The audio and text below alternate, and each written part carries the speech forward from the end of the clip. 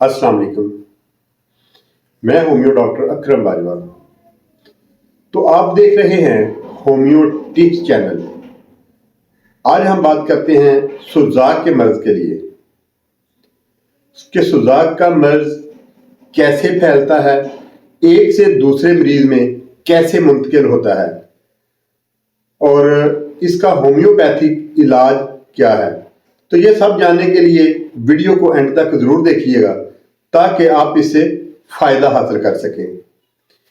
سوزاک پھیلنے کی جو وجوہات ہیں، سوزاک زدہ مریض کے ساتھ جمع کرنے سے، مریض کے بستر پر سونے سے اور اس کے کپڑے پہننے سے، سوزاک زدہ جراثیم والی جگہ پر پیشاب کرنے سے اور حیض کے دوران جمع کرنے سے بھی یہ مرض لگ جاتا ہے۔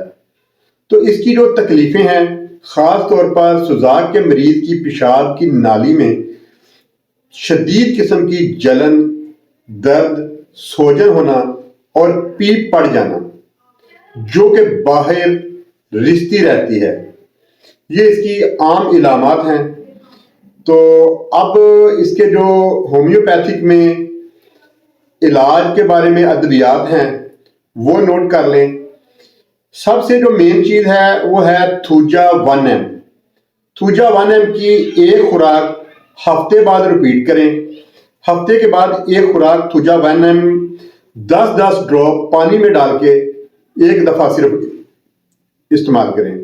اس کے بعد کینابس ٹیوا ہے کیو طاقت میں، اس کے 10 قطرے آدھا کپ پانی میں ڈال کے دن میں 3 دفعہ۔ اگر پیشاب کی نالی میں جلن زیادہ ہو تو اس میں آپ ایپس یا کینتھیرس 200 طاقت میں صبح دوپہر شام 3 ٹائم استعمال کر سکتے ہیں۔ اور اگر پس زیادہ آتی ہو، یعنی کہ نالی سے پس زیادہ نکل رہی ہو، تو اس کے لیے نیٹرم سلف کی 2 خوراکیں ہفتے بعد استعمال کریں۔ انشاءاللہ یہ مرض ہمیشہ کے لیے ختم ہو جائے گا۔ بہت شکریہ۔